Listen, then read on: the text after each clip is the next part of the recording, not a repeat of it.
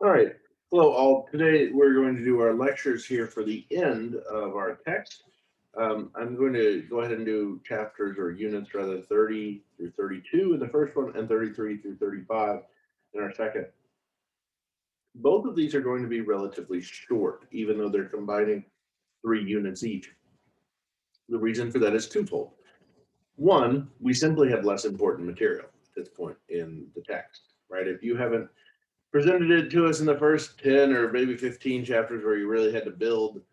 This is all very derivative stuff and things that are unlikely to be covered. So this is sort of if you only have 20 minutes to study before the exam, you should not spend your time on chapter 35, right? It's more important you get those foundationals really down. So we're not going to spend a lot of time here for that. Secondly, even if you do have time, the most important thing that comes out of these units is really the vocabulary. So in your crunch here, I would say, make sure you know the earlier stuff. If you have time, then learn the vocabulary from these sections. And then if you have time, look at the grammar. But that's really the priority that you should be working with. Earlier stuff, more important stuff, then vocab, then grammar. Okay, so with that said, let's go ahead and share our screen and give a brief run through units 30 through 32. Okay, so share my screen here, and there we go. Okay, so in unit 30, we get active and passive present infinitives. The present active infinitive is, as we have known for a long time, is just the second principal part of the verb. Okay, and this means to verb, right? So the verb to do means to do, right? So fair. Um, uh, so we have to, sorry, facere. I don't know why I decided to do the French there for to do. Anyway, facere is our verb to do. Okay, if we drop the second, take the second principal part, drop that final e, and go from facere to facere, we now have the present passive infinitive. So that would be translated as to be made, right? Facere. Okay. So we'd have both a long e, so it would be FAC. Here, I'll write it out. FACERI, long I and long E. There, facere. Um, Here you see an example below. Monere, to warn, moneri, to be warned. Okay, so that seems simple enough. Um, what we have then below syntactically in this section that's important is that with certain verbs of saying, knowing, and thinking, sometimes that present active infinitive is used. There's a couple of examples on 2, 4, 6 as we go down the page on 265. Example 2 is dicunt Jesum in synagoga predicare. Right, in all of these things it uses predicare. So they say in the present, Jesus, they say that Jesus, or they say Jesus, is preaching in the synagogue. Note here that is preaching. Um, I want to include that this form, I think, stresses the progressive aspect, right? We've talked about how in the indicative can either be the simple or the progressive.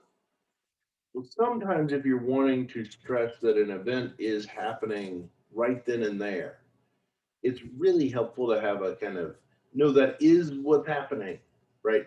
And so I think that this is really where this infinitive is used here to say they say that Jesus is preaching in the synagogue right now, right at this moment.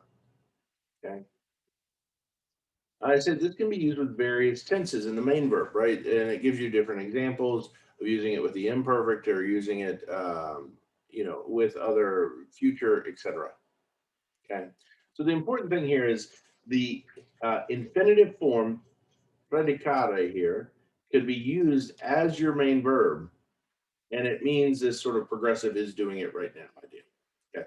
From our vocab from this unit, cogito to think, nego, puto to think, trajo to drag, and facilis difficilis, right? Easy versus hard or easy difficult. That last one should jump out to us.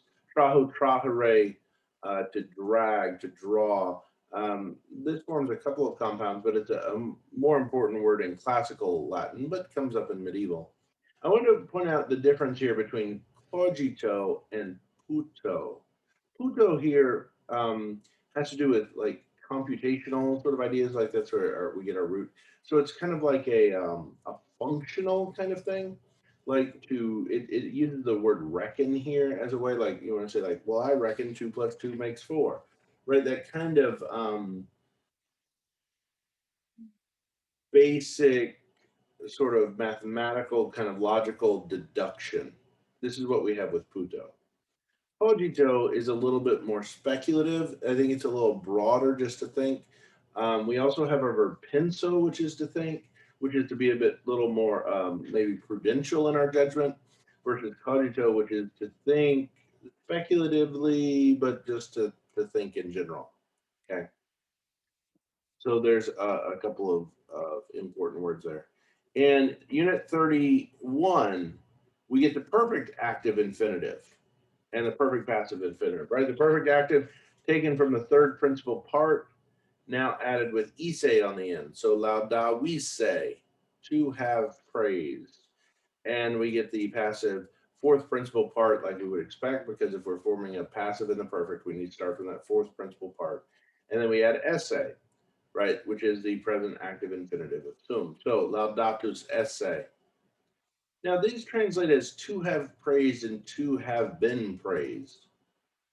Not super common in English, okay? But occasionally we'll say something like this. I give a couple examples down here below. That effort needs to have been praised, or that effort ought to have been praised, right? So when we're talking about a perfect usage or a past in time usage of must or ought, right? We get a kind of Carthago delinda est, right? That future passive periphrastic is something pointing to the future. This is the way to do it to the past. That thing must have been done. Okay, that needed to have been done. Um, right? He ought to have praised the effort, something like this. So basically, these are both, like I said here, making a sort of past tense periphrastic. Contrast the must be praised boy with the boy ought to have been praised, right? So this is really what this perfect active or perfect passive infinitive is really doing. Our vocab for this section has a couple of important words that I'm surprised in some ways we haven't gotten before. Maneo, to remain. We get a couple of roots off of this, but this is a classic second declension verb. Takeo, to be silent. Okay. Verto, to turn. Lots of things, obviously, with the Christian tradition come with this. Verto versus to convert. To turn with others, to turn and face something. A conversation, right, is a turning with someone to talk about a thing. And so, the parallel to a Greek dialogos, a through word, a shared word that points to a reality. In Latin, they stress the turning together to look at the thing. So conversion, right, turning together to look at the Lord, changing every aspect of our life. What is a conversion? But the whole of our life turning and looking towards the Lord, right? Par, equal, and itaque, and so here a little conjunction, also meaning therefore. And so you get a lot of this in scripture, right? A lot of when you're needing to move dialogue along, and then so, and therefore, and then Jesus went here, and then etc. Okay. In 32, we get the future active infinitive. Okay, so notice present infinitive, active, passive, perfect infinitive, active, passive. Here we get the future active. Note there's no future passive. It's not even mentioned in the book. The future active is also really rare, formed by the fourth principal part with the urus endings, right? Infix end endings plus esse, So laudaturus esse or amaturus esse, he will have to be loved.